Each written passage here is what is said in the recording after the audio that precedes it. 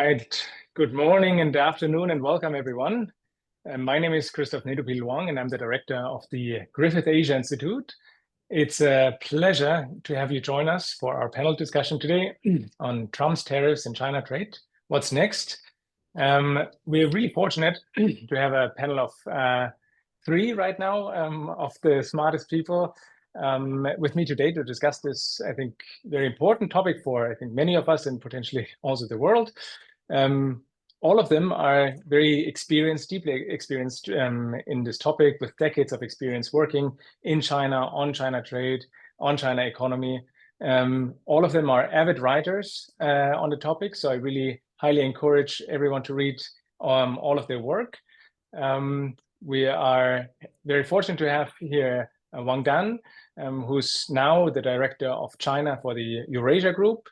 Bert Hofman, who is the former director of the East Asia Institute at the National University of Singapore, and also the former World Bank China country director. Good to see you. And James Laurenceson, who's the director of the Australia-China Research Institute, ACRI, at the University of Technology, Sydney. And let's see whether we can still get Alicia Garcia Herrero online as well, who's the chief economist of Natixis Corporate Investment and Banking. So let's dive right into the discussion. I think we have a very packed panel today.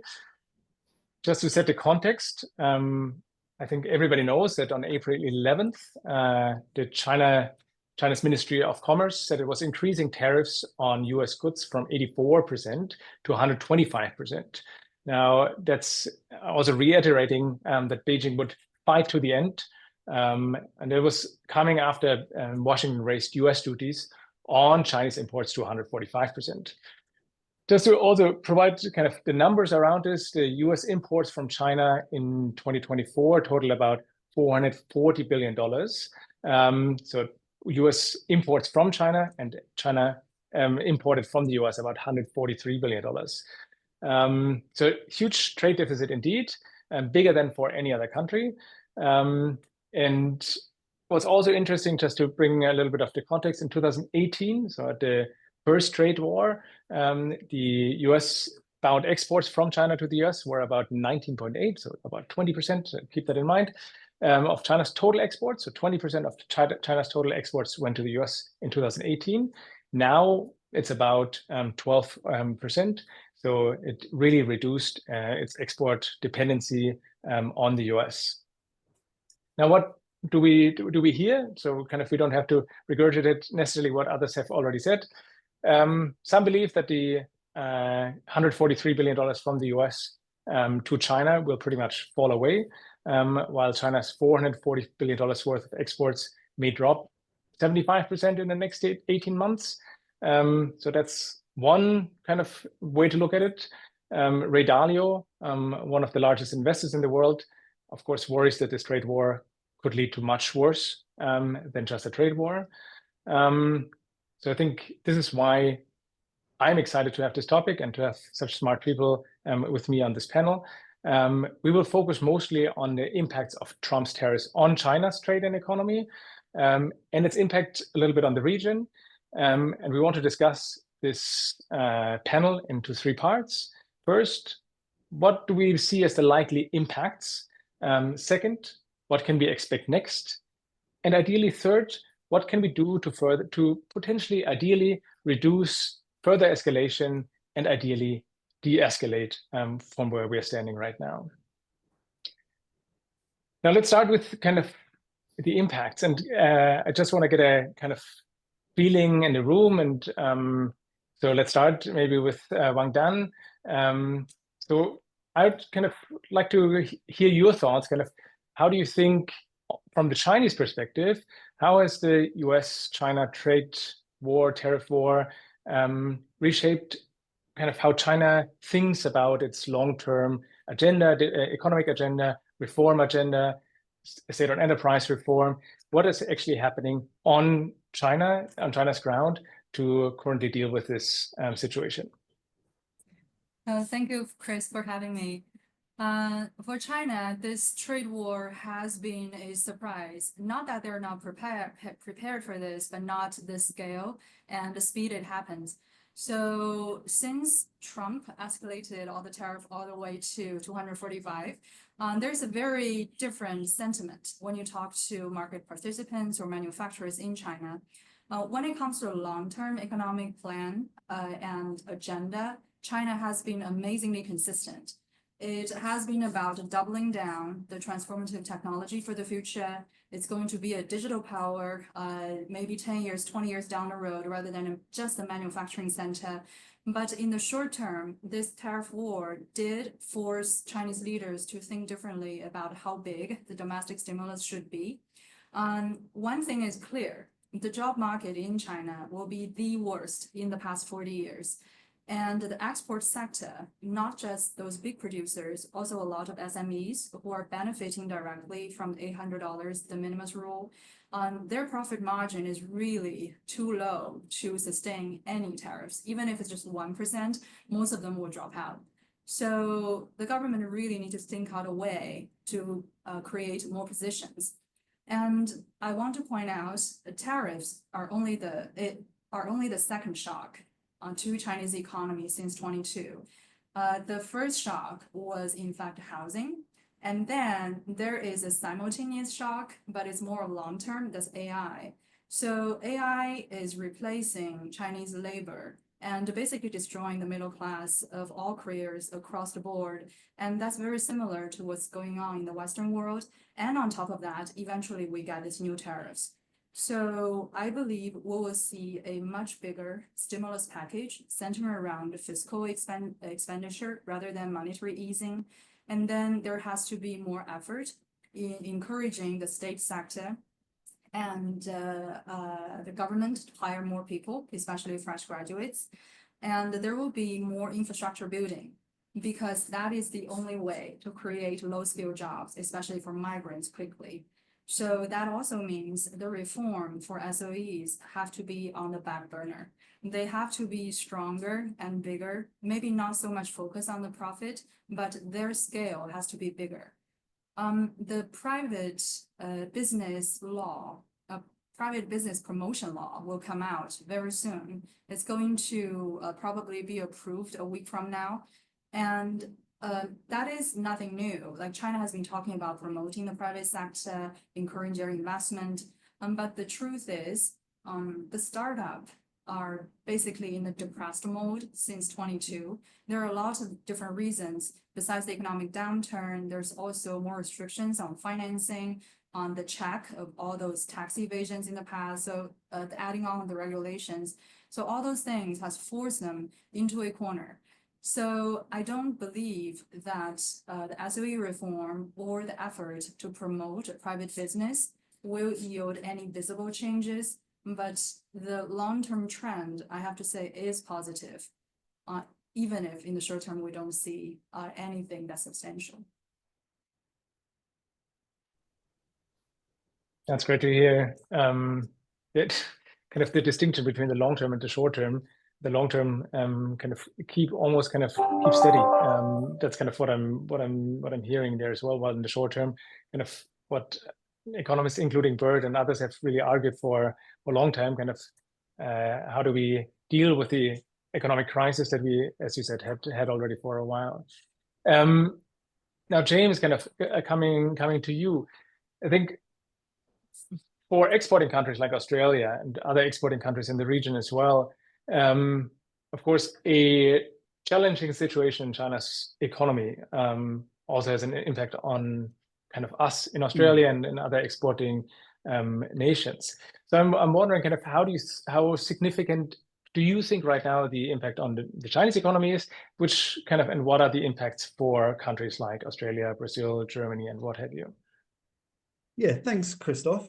Look, state the obvious, it's a negative shock to China, and for the reasons that Dunn laid out. But I would caution against catastrophizing. Okay, so a negative, yes, but catastrophizing, no. I mean, You mentioned in your intro that China's exports to the US, now the goods exports are only, I looked at numbers yesterday and it looks to me that they're only about 11% of China's total exports. That's including services as well, about 2.3% of China's GDP. So for sure, significant. But don't forget, I mean, China's private consumption is around 40% of GDP. Gross investment is around 41% of GDP. So let's not catastrophize. The second point that makes me feel a bit more relaxed is the wrong word, but less alarmed, is the point raised by Adam Posen. I'm not sure if you folks saw, he had a recent article in the in Foreign Affairs with the Peterson Institute, and he makes a very good point. Basically, what he says is that, yes, this is going to hurt China for sure, but it's going to hurt the US even more. And there's some implications from that. I think he's exactly right. There is this perception that because China exports more to the US than the US exports to China, that somehow that gives Washington leverage. It's a bit weird when you think about it. I mean, a tariff is an import tax. That's just a definitional issue. That's a fact. It's an import tax. So what you've got is you've got Washington now saying, look, we're going to slug our importers and consumers with a bigger tax burden than you are, Beijing. Cop that. It's a very strange negotiating strategy. So what I actually expect will happen, this is a point Adam Posen makes, is that yes, it's going to hurt. It'll cost Chinese firms sales revenue, right? So they'll lose money. But what we're going to see in the US is something very different. And I would think it's even more serious. It's actually higher prices, of course, but also quite literally goods shortages. That's going to come at a hell of a domestic political cost to the Trump administration. And so I think we are likely to see some backtracking on some of this. And you're already seeing some goods being carved out of the original slew of tariffs that Trump put on China. Look, when it comes to Australia, the comment I'd make there is that, yes, it's very easy to say, well, 1/3 of Australia's exports go to China. Boy, we're going to be hurt bad. But actually, that's not really the case. I mean, China's growth rate over the last decade has more than halved, and yet Australia-China trade keeps hitting record highs. That's for a whole bunch of reasons, but one of the ones is simply the goods that Australia exports to China, it really needs. Hugh Mackay, the former chief economist of BHP, he makes the point that most of the iron ore Australia sells to China doesn't end up in manufactured goods that go to the US, it's actually used domestically. Finished with this, then of course we have some we have a flexible exchange rate in Australia, so a big shock will naturally cause the Australian dollar to depreciate, which will give a broad competitiveness boost to Australia's economy, and there's policy levers in both China and Australia. So I'll stop there, Christoph, but put all that together and yes, it's a negative hit, it's significant, but I would caution against catastrophizing.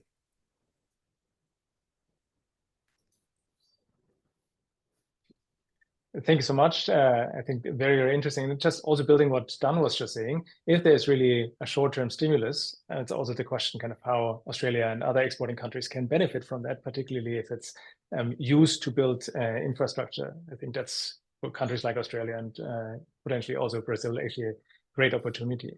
Bert, I know kind of you have kind of many thoughts on everything that has just been said, and I'm also curious to hear your thoughts kind of on kind of what we've just been discussing, but I also want to kind of push further a little bit because with kind of this trade war or kind of these massive tariffs have also been increasing discussions on the role of the US dollar and the potential decline of the US dollar. Just this week, I think The Economist also wrote quite vividly about this.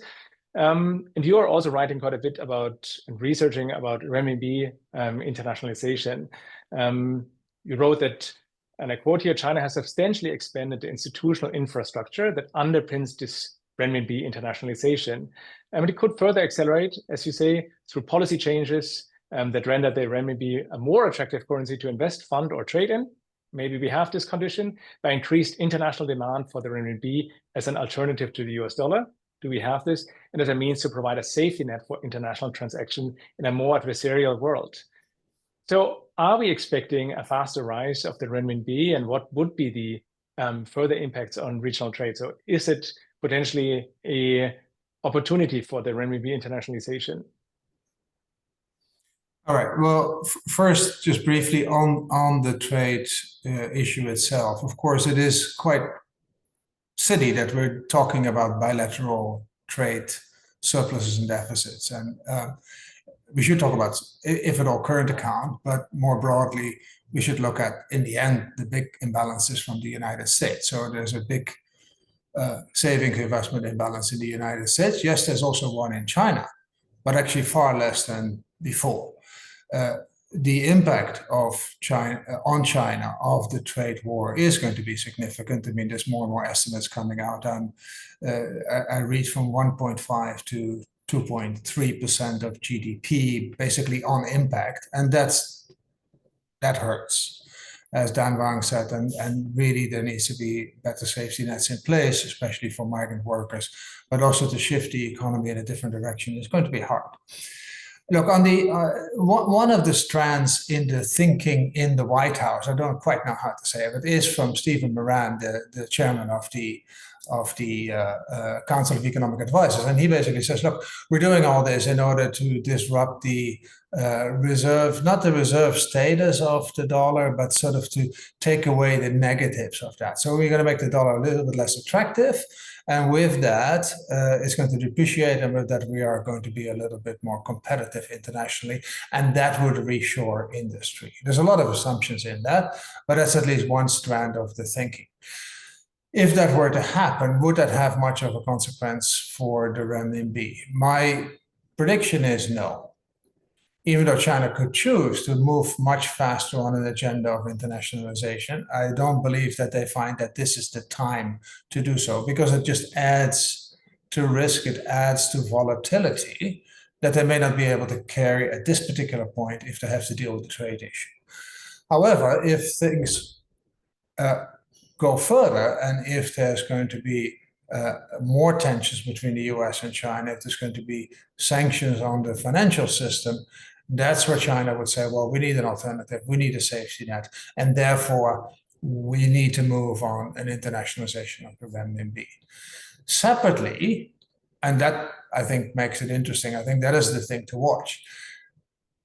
A lot of other countries now think, well, gee, this dollar thing is no longer as good as it was. The risk premia of the United States has massively increased because of the unpredictability of the policies that are coming out of the Trump White House, and therefore other investments opportunities are becoming more attractive. Then there's a subset of countries, including Russia and Iran, that already find the RMB attractive because they cannot participate in the dollar international financial system. And they think that that is a good idea to expand the use of the renminbi. So I think we see that gradual move happening. It's happening, and it will continue to happen. Only in case of a sort of more tensions and an emergency situation would China choose to go more rapidly on internationalizing the renminbi. That's interesting. So it sounds almost that from the Chinese perspective, the renminbi internationalization is the second line of defense if kind of the financial systems are disintegrating, not just the trade systems are disintegrating. I'm also kind of in terms of where we are with the impact. I'm interested, and I'm just throwing it out here into the group to understand how are regional economies affected that are potentially now seeing a glut of cheaper imports from China, where kind of, I mean, we've seen it originally in the European Union, but also actually in a lot of Asian countries, where there was resistance to this ability to import very cheaply from China that is outcrowding some of the local producers. So what are we expecting? And I know from the US side, there's also been the argument that in the long game, that is part of the strategy. By flooding other markets with Chinese cheap exports, you are actually creating a kind of antipathy vis-a-vis China through kind of this cheap imports from China. So where do you think this is happening, or is this happening, and is this a big risk? Maybe Bert kind of yeah. Let me just continue on this. So I think there's a clear fear in a number of countries in the region, but beyond that, the same with the EU, that there might be a lot of trade diversion from the United States, and it might land on their doorsteps. If nothing else happens, the EU, but a number of countries in the region might say, well, we have to actually defend ourselves against that. So we should also put up tariffs. And then before you know it, if everybody puts up tariffs to also defend against sort of the effects, the secondary effects of Trump tariffs, before you know it, you have a 1930s type of situation. So that's the prize to prevent. I mean, the White House strategy is hard to predict, but that's sort of something that is more under control of countries. In the region, there's already some grumblings. There was some grumblings that, China is running surpluses with just about everybody except Indonesia. And Indonesia is only because of natural resources. So that's not a very healthy situation. So what China will do is very important in this. One of the strands in China's policy in this whole tit for tat is actually increasing domestic demand. And that would be very important, that there would be more countries that can actually export a little bit more to China. They could open up further, implement RCEP, aspire to the CPTPP, implement the reforms that would make them eligible for the CPTPP, and it would help other countries to also access the market in China. That would be an ideal situation. Whether that's going to happen, I don't know. But it may indeed that the secondary effects are also to the detriment of China and the rest of the world. Yeah, James, come in. Yeah. Let's not forget that World Trade Organization rules do allow countries to defend themselves in situations where goods are being dumped, right? So you've had the Australian government, for example, already come out and say that they will beef up our monitoring and, if need be, put in place tariffs, anti-dumping tariffs, countervailing duties on Chinese exports. But when Australia does it, and I think most countries of the region, when they do it, they will be very specific. I mean, they will operate broadly within WTO rules. I really don't fear too much that there's going to be a widespread, overall tariff outbreak. And let's also not forget that, quite frankly, if China wants to start dumping its electric vehicles in Australia, I think that will be celebrated. Because like Australia, like many other countries, we're in the middle of a cost of living crisis. We don't actually have a domestic car manufacturing industry anymore. And so the Australian government would actually see that as a positive for consumers. As I said, it's not across the board, but there will be some distinct benefits from that as well. And Dan, maybe I can follow up with you on that as well. How does it also impact potentially, what does your research show, and also the discussions that you have, potentially even outsourcing more Chinese investments into neighboring countries to potentially circumvent some of the tariffs that are on China? So is this an opportunity as well for regional economies to attract more Chinese investment of companies that want to export to other countries and want to circumvent the tariffs? So there are some immediate response from the Chinese business community, but there's also a long-term trend. So in the past few years, what we talk about it was the supply chain reallocation. Like China is still the most efficient producer, most efficient production site. And then the neighboring Asian countries are also quite efficient to take over some production lines, and they can circumvent tariffs. So that was the old supply chain. But immediately after this round of tariffs, things change. It's not on a large scale yet, but I'm sure eventually it has to be this way if these tariffs are in place. So for any non-Chinese countries, they do have the capacity to produce for themselves while exporting to a few other countries. China's production is very large scale, but if that's not a source to supply the US market, all those other markets will simply prioritize the US market and then just import from China whatever they need. So that's a very inefficient way of the global supply chain. But with this tariff as a distorted price in place, it just have to happen that way. And I kept thinking about the globalization we used to talk about. So it is based on the comparative advantage. So a country has certain advantage in producing something, so it should produce more. But China took it to the extreme level. Since the comparative advantage doesn't say how much a country should produce, it only says what a country should produce.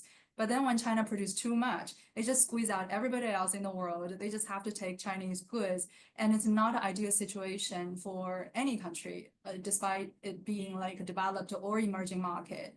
So what China has to do in the long term is basically move all those excess capacity away from China.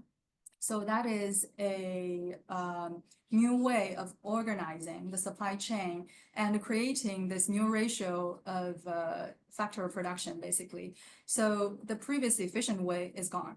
But now, overseas market, someone can set up a company, not necessarily Chinese company or Chinese people. It could be another, just any nationality, anybody, setting up the factory, but probably they need the most experienced worker. Those people can be hired from China. They probably need machinery imported from China. They probably need to buy Chinese technology like cars or car parts, wind turbines. So everything else looks like foreign, but in the essence of it is all China. So I believe China can create the overseas capacity, probably even bigger than its domestic capacity. And currently, the domestic economy is dealing with this persistent deflation, but we know it cannot last forever. With the destruction of those overcapacity, with some being relocated abroad, eventually we're looking at this permanent increase in the export price, in the production price. That is the long-term scenario in my head.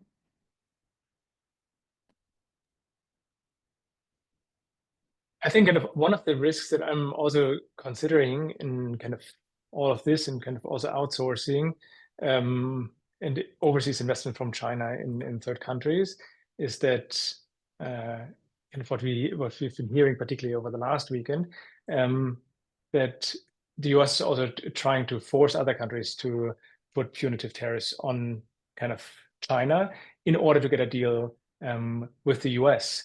And so, Bert, maybe kind of the question to you as well, to the extreme that Trump kind of said the ball is in China's court. China needs to make a deal with us. We don't have to make a deal with them. And I think he kind of may really want to have kind of this kowtowing by China to Trump. So what other tools should we expect the US to deploy to pressure and undermine China's economy? That kind of that you see, whether it's financial or also third country tariffs. Well, there's no question that they're trying. I'm not sure whether it's all part of a great strategy. I think it's much more ad hoc. When there was so much negative reaction to all the tariffs that the Trump White House was handing out, there was like, oh no, but this is really about, it's really an invitation to negotiate so that we can form a pact against China. That only recently came up last week. It was not a very long-term plan yet. It was not part of the Liberation Day package. But clearly, China does see it as a concern, and they have reacted to that and said that wouldn't be very nice, and countries should be careful. I think countries by themselves will be careful, with a few exceptions, simply because it may not be credible from the White House to actually follow through on that. And maybe if they have one or two deals that, if you're part of that, you would actually lose the benefit of interacting with China, because they would not be very favorable. And you know, the Trump White House doesn't seem to be very capable of making deals at this particular point. Example is Japan. If you can't make a deal with Japan, then you're in real trouble as the United States. But look, the broader picture, and that's a more positive one, the broader picture is that I think that Mr. Trump himself is actually looking for a deal with China. And he said as much, and it's basically, you know, we sent you a love letter in the form of 145% tariffs. Why aren't you calling? And the positive sign that I saw that came out last week was that the Chinese, they stopped ignoring it. And they said, well, there's two conditions that we want to see. One is stop the rhetoric. We don't want the J.D. Vance's type of rhetoric on farmers, etc. But two, a much more sensible way is appoint a person that we can talk to.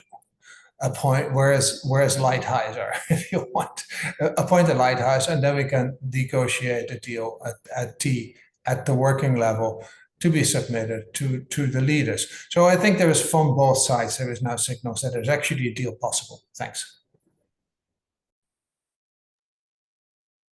That sounds positive. At least you're not talking about kind of an ever-escalating war, kind of that adds more pressure.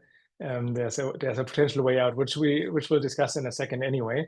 Also, just a note to the audience: if you have any questions, please use the Q&A function, and we hope to get at the end of the panel some time to answer your questions. Now, James, kind of a question for you, also building on kind of what we've discussed about kind of collaboration, and it's all not so bad. So I think it's interesting to see that it was before Liberation Day, so Liberation Day, March 30th. So the China, Japan, and South Korea hosted their first economic dialogue in 5 years. So it is, I think, interesting timing. Obviously, these meetings are not kind of made ad hoc. But I think there was a clear signaling already. If Trump wins, the region might be in a different situation as it is now. And so these 3 countries, China, Japan, and South Korea, pledged to advance a trilateral free trade agreement. And so I wonder, kind of also just as a note of less confidence, that when I was in Beijing last week, I also had the pleasure to talk to some diplomats, and most of them actually obviously were shocked of what's happening. But when I asked them whether they're going kind of teaming up to address some of the concerns, it's like, no, it's easier to do bilateral negotiations. So I think we're seeing both. And I'm wondering, kind of, James, what do you think are kind of regional partners' role in kind of dealing with, in collaboration to dealing with these trade tariffs, particularly those that are heavily dependent on trade with China as well as with the US? So will there be a response? Under which circumstances will there be a response in partnership, or are we seeing individual solutions? Yeah, I think there's real possibilities for greater partnerships. I think the foundation is right for that. You mentioned that a lot of countries in the region trade more with China. I mean, it's basically true for every country in the region. There's a couple like Vietnam where China and the US are on par, but for most others, it's not even close. Australia, for example, the last financial year, we exported 213 billion to China. We only exported 38 billion to the US, right? 213 versus 38. So it's not even close. And that exposure to China is true pretty much everywhere. It's also true that the countries in the region already have a good track record of forming partnerships with each other, right? Australia, for example, we have not just a free trade agreement with China, we also have one with Japan and Korea. Let's not forget at the end of 2016, when the first Trump administration quickly killed any idea that the US would join CPTPP. That didn't kill the agreement. Australia started talking with Japan, and a couple of years later, we now have the CPTPP. Ditto the RCEP agreement, which came into force at the beginning of 2022. So, I think when in Australia, we like talking about the Indo-Pacific. Let's be clear, there is no economic Indo-Pacific. It does not exist, right? When we're talking about the regional economic architecture, there is no India in CPTPP or in RCEP, and there is no America either. The closest we've come is the Indo-Pacific Economic Framework. And look, that's a bit of a joke, isn't it? I mean, I don't know when I speak to Australian diplomats, yes, we wanted to be in that IPEF camp because that was the best the US was offering. So of course, we'll do whatever we can to keep the US engaged in the region to the extent we can, but no one took it really seriously. I mean, there was no market access, there was no enforcement. It was set up with an executive presidential order. Who seriously believes that the Trump administration is going to carry IPEF forward? Of course not, right? And now we've got 10% US tariffs. Well, Australia's got 10%, and we're the lucky ones. I mean, that's the best outcome you can get.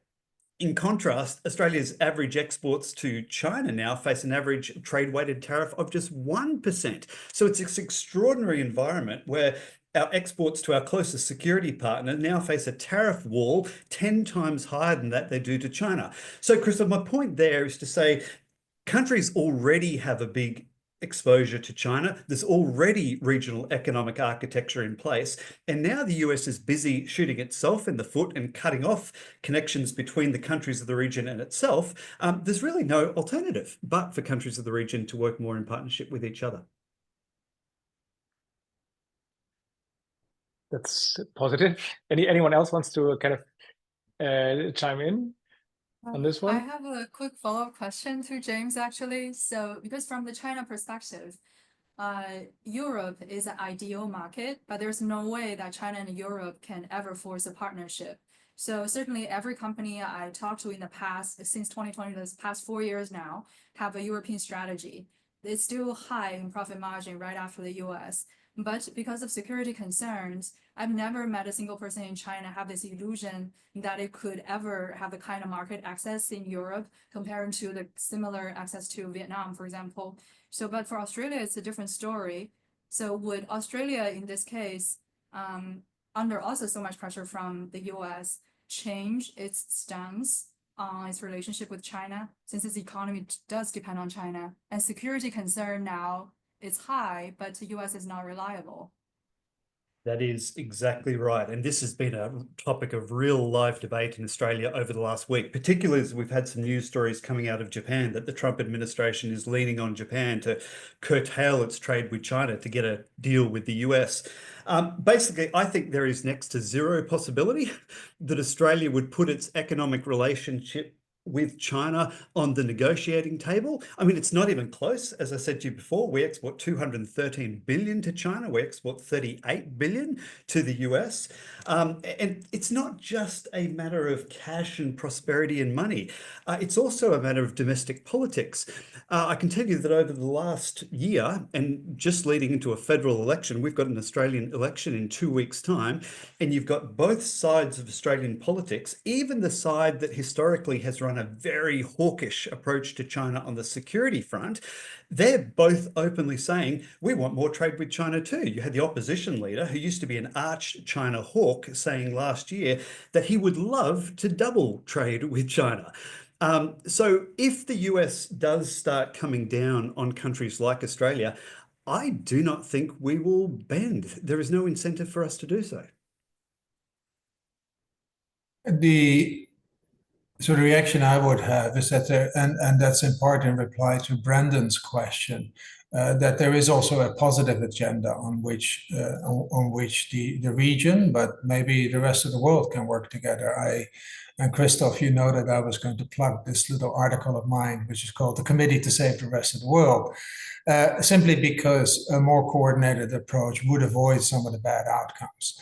Central to that is still the WTO. And yes, it has been made dysfunctional because of US refusal to appoint appellate body judges. But that can be sidestepped. The Europeans have already designed an alternative mechanism that could be adopted by a broader set of countries. Second is coordination between avoiding putting up tariffs in defense of diverted trade and working on domestic demand around the world would be a great agenda.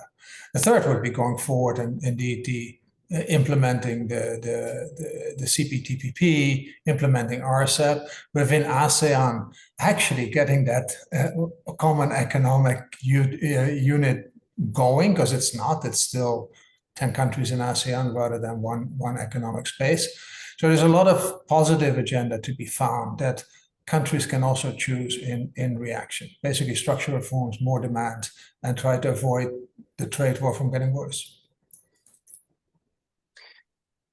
Now, all sounding positive, and I think kind of like there's some ways out. And I think this also brings us into the third part of the panel, kind of what ways do we see of de-escalating and identifying opportunities? I think first I want to understand also your view, and let's start with Dan again. whether you see kind of the current situation as a kind of structural shift in global trading system, or is it more temporary phase? And what are some of the best and worst outcomes that you see going ahead? So I see this as a permanent change. Because there are a few important indicators that will be permanently shifted. Like, for example, the production cost. The tariff will be in place for a while. Even after Trump, I doubt they would be eliminated completely. So the production of export for all countries would go up. And the sourcing countries, it's also different from before. The de-risk and decoupling strategy is really working. And the worst case scenario for China and the US is, of course, a full decoupling. And then China produce for China and the rest of the world, X the US, and the rest of the world produce US, and then import whatever they need from China. So that is a highly inefficient trading system. But there are some opportunities emerging from this transition, because we can see like domestic economy have a lot of inertias for reforms, for changing the industries, or even to upgrade industries. There's always pushback. For China, the most difficult job in the past few years is to deal with this housing market downturn. Clearly, there's oversupply of housing and not enough people. So in this process, a lot of the businesses are getting close to exit the market. So they need to find some new place to put their capacity to create new opportunities.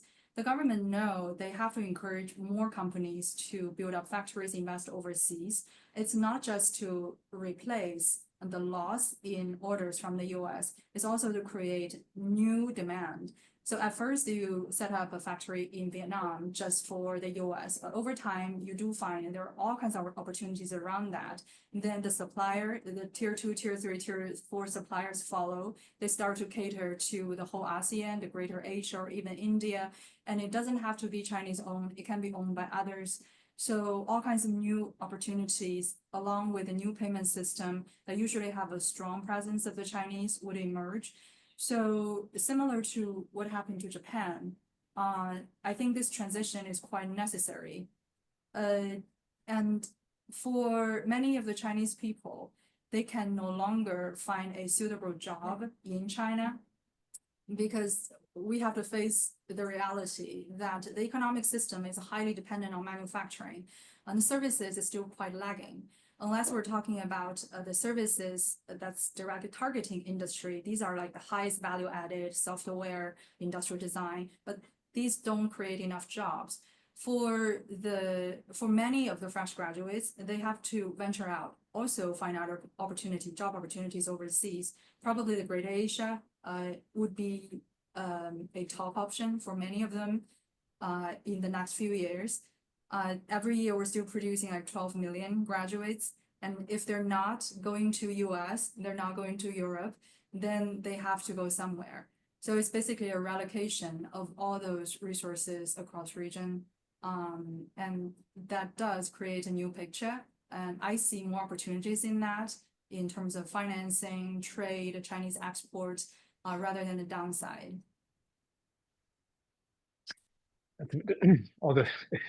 I like it, kind of how positive our panel is in many ways today.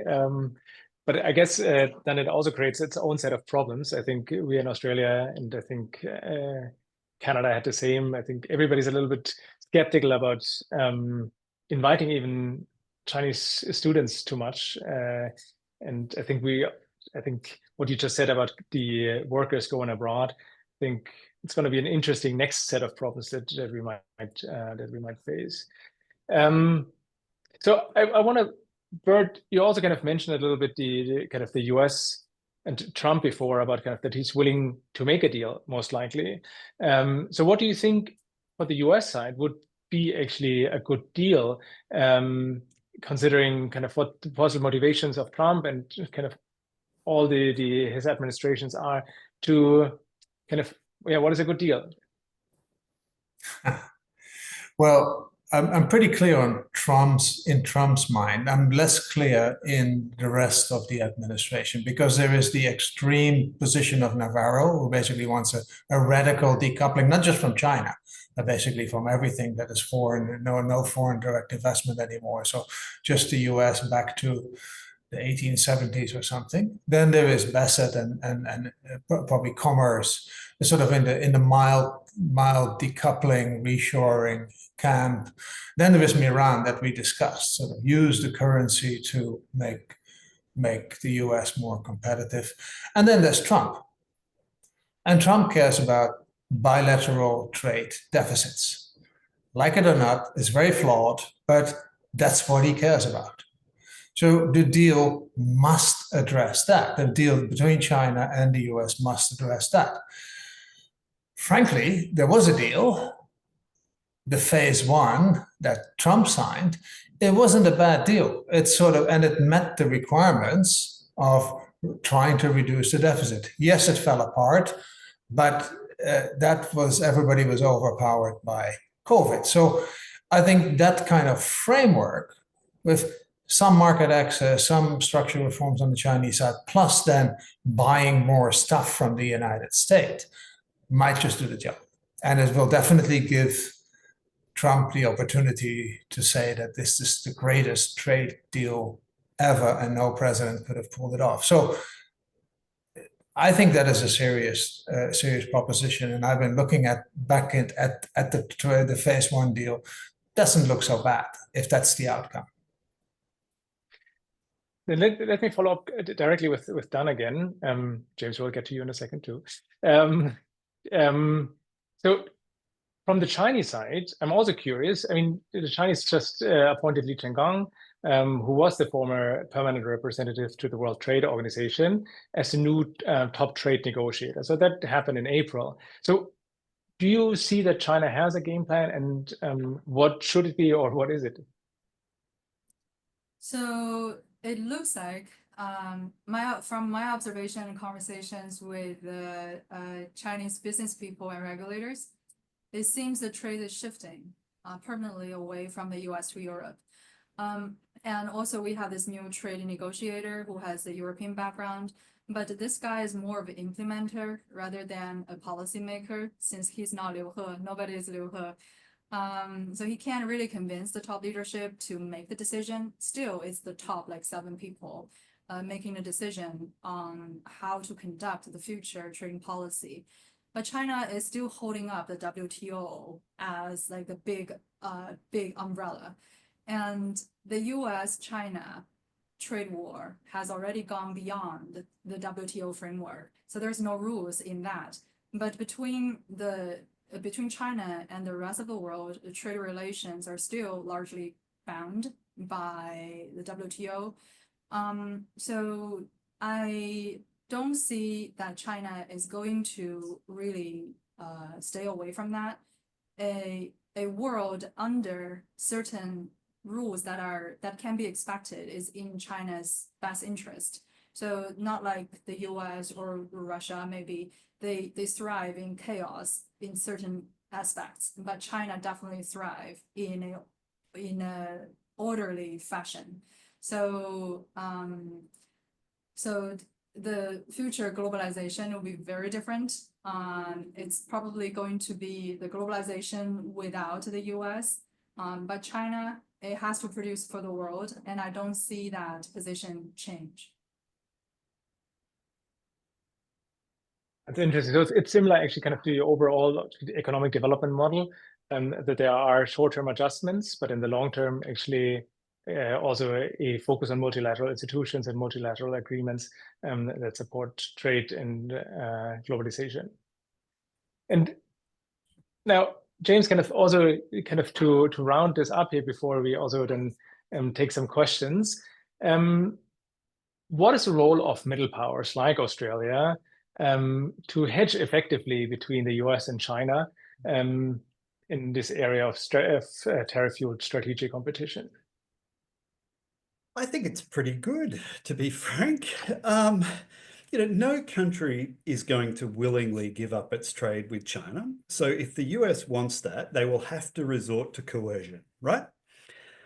If Washington starts laying out the coercion, well, just stick with Australia for the moment, will we fold? No, I don't see why we would. The trade with China is just too important. So I think what will happen is we resist and then we naturally hedge more. Washington might want to have a good look at how Australia responded to Chinese economic coercion in 2020, right? We forget that. I mean, that was probably the biggest campaign of trade coercion that China has ever exercised in the past. I mean, in the past, it's hit Philippine bananas, Norwegian salmon, right? But in the case of Australia, we had a dozen goods that were suddenly locked out or had their access to the Chinese market hugely disrupted. Did we fold? No, we didn't. We also learned something about the US during that period, Christoph, as well. So we learned something about China, that it was willing to weaponize trade, but we also learned that we can't count on the US to have our back. Now, at the time, Kirk Campbell was running around the senior Biden administration official briefing Australian media outlets, literally saying that, don't worry, Australia, we have got your back. Sounds great. But unfortunately, when you look at the trade data afterwards, you find that the country's companies that snapped up the most lost Australian sales in China during that period were in fact American companies. Now, I'm not saying that as a moral or an ethical criticism of the United States. That's just business. And by the way, there's a lot of Australian exporters, beef exporters, for example, that are getting a bit excited at the moment, thinking about all those American agricultural producers that'll be locked out of the Chinese market and will be able to snap up their lost sales. The final thing that gives me cause the confidence that we're not going to fold, but we're going to hedge, is that I do think there is a strong mood, not just in Australia, but in the region. And our Foreign Minister, Penny Wong, has put this explicitly. She says, we don't just look at deep economic integration in the region, with the region as a whole, but also with China. It's not just good for our prosperity. She says we also think it's good for our security. Now, you won't hear that talk coming out of Washington, but you'll hear it coming out of Canberra. And I think that general sense is pretty widespread throughout the region. Thank you. Bert, you have a... Yeah, I want to come in here because I come from a middle power, I guess, the Netherlands, and I lived for a long time in Singapore, which sees itself as a middle power. And again, there is a positive agenda there. I appreciate James's remarks that balancing is actually quite good, and the Australians are doing very well. But in the long term, it's especially the middle and small countries that benefit from the rule-based system. So China doesn't need rules. The United States doesn't need rules in the end. It's the good of the great powers do what they can, and small countries suffer what they must. So getting together the small countries, small and medium countries, is quite important. Denny Kwa made the argument before the dean of the Lee Kuan Yew School. So they have the keen interest, and they should be active in thinking about, well, how would a trading system look like maybe without the United States? I'm not fully sold yet on Dan Wang's position, but how would it look like if there were to be no United States present? What would happen if the United States were to step out of World Bank and IMF? They announced it, well, the Project 2025 document, which many see as a blueprint for the Trump administration, includes a withdrawal from World Bank and IMF. So preparing for that, thinking that through, working on a WTO without, for now, the United States, working on a World Bank and an IMF, for now, without the United States, I think is going to be key, and have as smooth a possible global environment as possible. And small countries are better at that. I mean, Singapore, I admire them for it. They have started up sort of balls rolling all around the region, from RCEP as part of ASEAN to CPTPP, when they started with I think it was New Zealand and Chile, very small, but that ball started rolling. The data deal with Australia, that is increasingly becoming a model for data trade around the region and around the world. So small countries can operate and sort of try to change the system from below or in concert with minimum coalitions of the willing. And I think that would be in their great interest. Thanks. Yeah, thanks. Just to add on that, I think 2 points. I think one of the things where it's also dangerous and kind of massively changing for the global trade is if the US really steps out and becomes isolated, but it also happens to trade routes, something that I think is a little bit underestimated. There's a lot of security that the US and US military around the world provides for trade itself. The second kind of more positive, I think APEC is a good example where actually Australia was also leading very strongly in the formation of APEC as a smaller country that put forward an idea and made it reality. So I think smaller countries can step up.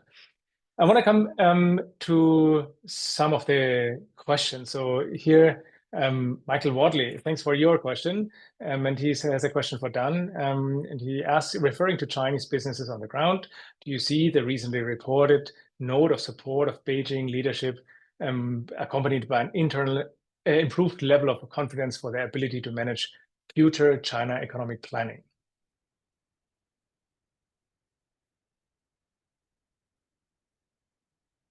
You're muted. So China's response to the US tariffs in this round is different. It matches and also eventually is stopped, basically ignoring the US for an escalation. Actually, to me, this is more like a turning point on China's attitudes towards this whole decoupling thing.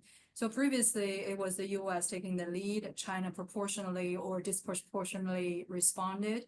But now it seems that China is actively managing this decoupling along with the US. So it's mutual to a certain extent. So now the decoupling is mutual. It's not that China is going to escalate it. I haven't heard anybody in China talking about escalation and taking initiative to decouple from the US. But the fact that the top leadership has accepted this as a reality is a pretty significant change to me. The confidence they have been discussing, and I'm glad you used this word because we have talked so much when I was still based in China. It's the institutional confidence and the confidence about our policy. So for China model, even at this point, the top leadership is quite proud of how much China has achieved and the resilience of its economy. There are a lot of good things still going on for China, like the fundamentals, the ability to still innovate. There's a lot of wasteful investment across the board, but because China is so big, the absolute value, despite of all those waste, is still pretty high. The absolute value is just simply high with just a tiny bit of incremental change. So that's one reason why the global investors really are not walking away from China for real, and they're investing in Chinese companies, and that have given the leadership a lot more confidence in that they're choosing the right way for China in the long term. And just to follow up, I think there's a question from Tianyang Mu, whether you and anyone, I think the question was at Dan and Bert, but I think James can also chime in, whether there are any implications on the 15th five-year plan drafting and the targets, and also about kind of the whole question of sustainable development goals, maybe the carbon emission targets and broader environment. Well, let me kick it off. I'm sure Dan actually knows more, but so in my interaction with some of the authorities that are involved in the process of the 15th five-year plan, there's a clear shift. The theme is now going to be fully high-quality development. Part of that is a shift to a more consumption-driven economy. They don't say it's a consumption-driven economy, but Xi Jinping has now said, look, people's welfare is at the center of what we do, and that's code for we need to have more consumption. The way China sees that happening is to develop the services sector a lot more, which is great for employment, it's great for the labor share in the economy. And with that, you get demand, but you also get the supply, if you want. And that's the strategy that I think we will see much better reflected in the 15th five-year plan. There's bits and pieces here and there. I think that's coming together much more as a strategy going forward. Yeah, there's so little of the new information about the 15th five-year plan. But from what I've heard, it's about high tech, the high quality development, like James said. And previously it was more about the industrial use of like robotic arms and automation. Even for the traditional industries, there has to go through this like upgrade automation. But now, the AI strongly kicks in. It all happened very quickly. So with this DeepSeek success, it's not really it's a breakthrough in itself. Before that, Chinese government was also actively deploying the AI technology, but now because of DeepSeek, it's so cheap. So it's the government, it's a business community, it's a consumer market, so everybody's using it. So the scale of this technology has already been quite significant. And I think for the next plan, it's going to have some concrete actions on commercializing this or taking it to the next step. The carbon emission is sort of in the last prioritized role. Although China still talk about a green transition, the carbon peak, carbon neutral, but we all know with this kind of economic slowdown, the carbon peak probably already was achieved, and the carbon neutral probably will be achieved ahead of schedule. And there's so much like oversupply of those green technologies, actually it has to be rolled back a bit. And the domestic industries now embrace the clean coal technology. So that's another way of sort of rolling back, because there has to be like a balanced place for those dirty traditional energy as well. China has missed its carbon emission target for 2 years now, I think. In the past 5 years, has missed it at least twice. I need to check on that. So the focus now is for sure on the real economy that's related with domestic demand, rather than just the ESG climate change stuff. Although I think the government is super serious about its long-term target. Yeah, it's kind of, I can confirm what Dan is saying also about the missing of the carbon emission intensity targets, which are I think missed. Nevertheless, I think the carbon peak was most likely achieved, hopefully achieved. So I think there's kind of mixed signals because of the way we look at different numbers and relations. I know we're a little bit over time, so if it's okay, we probably run over by 5 minutes just to answer 1 or 2 more questions. Is that okay also with the panelists? 5 minutes over, good. So Robert Walker from the Lowy Institute wonders how likely the fiscal spending in China to respond to the short-term pressures will be consumption focused. So he worries that it's going to be supply side focus, which might exacerbate the trade frictions with non-US trading partners and tie further domestic job creation to export performance. So where do you see kind of this is happening, kind of more on the consumption or supply side focus? And are there indeed these risks of exacerbating these trade surplus? So these are, for me, it's actually separate 2 questions. Whether China is creating more capacity, the answer is yes. Because I was working for a commercial bank, so I can see it clearly. The leading indicator is where the money goes. So the banks are ready in their portfolio to support those manufacturing industries with a focus on emerging industries, but manufacturing is the key. So their portfolio has changed since 2022 to focus on industries away from like property, from consumers.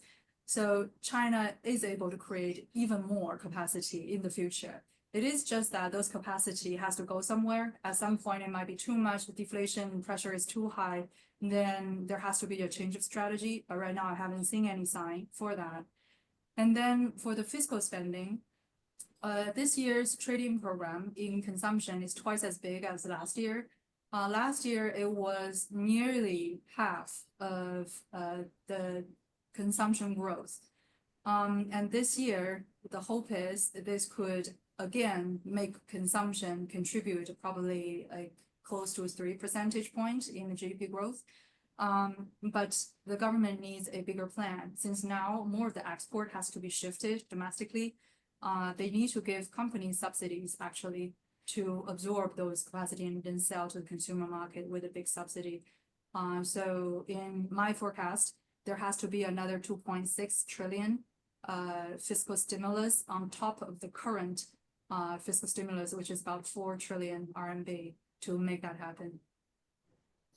So let me add, I mean, the fiscal stimulus is really quite big and is real. If you look at the bottom line, there's 3 percentage point of GDP or 2.8 percentage point of GDP, more fiscal spending than there is last year, more deficit than there was last year, to correct myself. Whether that is all directed towards consumption remains to be seen. I think in the Chinese mind, you know, the direct transfers to people is simply not the way they want to go. Yes, they have increased it a little bit, and there's a little bit of the discounts on for trade-ins, but that's small fish. What they see is that we got to create jobs, and those people get a good job, they're going to get an income, and they're going to consume. That's one. The second is the property market. Part of the reason why all the consumers are depressed is the collapse of the property market. So they need to stabilize that. And they've done a fair amount of resources. I think they can do more, but they've done now a fair amount of, put a fair amount of resources behind this objective. And that would stabilize to some extent expectations. The third is then the longer term building of a social safety net, a stronger social safety net. I don't think there's any dispute there in China. It's not going to be Western style welfare states, but there's going to be a stronger state.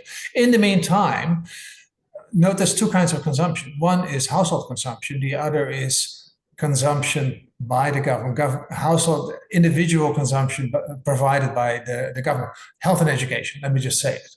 That spending is being ramped up as well, especially on the health side, to some extent on the education side. So part of that fiscal stimulus is actually towards the consumption side. So the issue is real. I wonder how much is going to end up in additional capacity that nobody wants to see, or except maybe some people in China.